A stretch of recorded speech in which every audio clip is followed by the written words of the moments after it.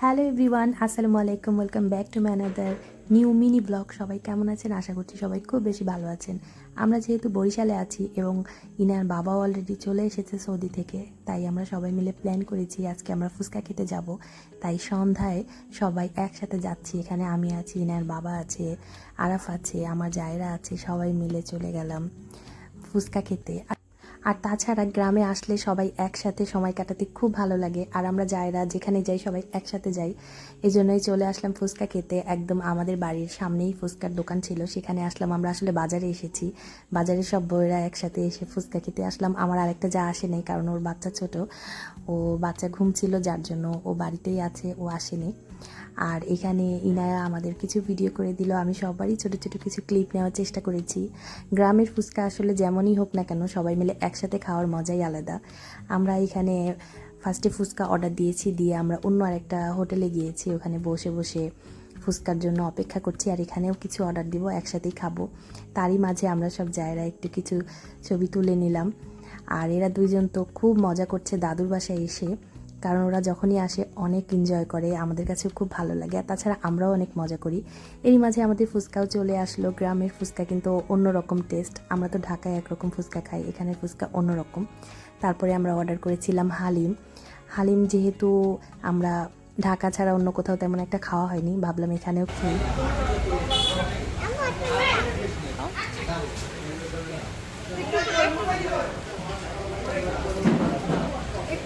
খাও খাও, সমস্যা নেই।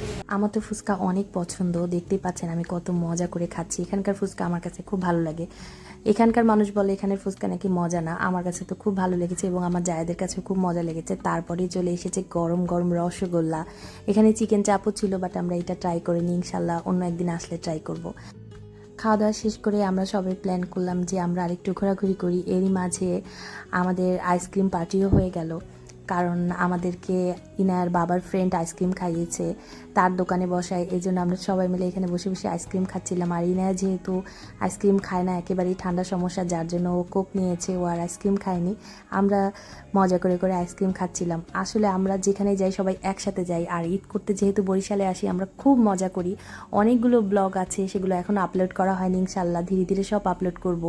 আর এখন আমরা যাচ্ছি ভ্যানে করে, আমাদের সাথেই থাকেন। আমরা তো আসলে অনেক মজা করছি, অনেক গল্প করছিলাম। আর ইনা আর খুব এনজয় করছে, ভালো করে দাদুর বাসা থেকে যাচ্ছে।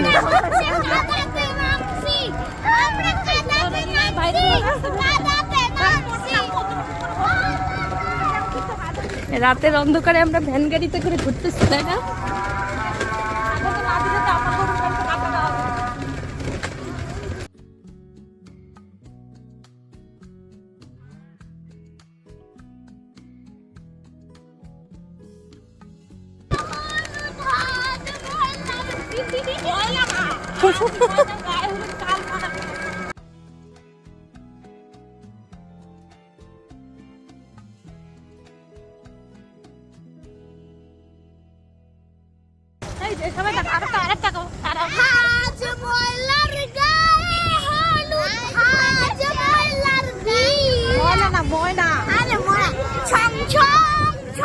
মানুষ কি বলবে?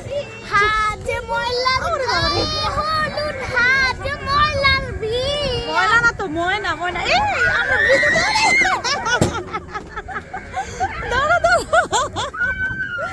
আল্লাহ, এবার আবার পড়বো। আল্লাহ আল্লাহ,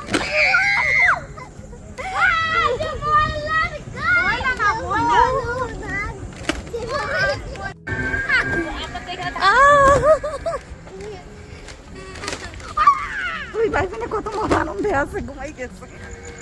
আরেক বাইক রেডি হইতে হবে।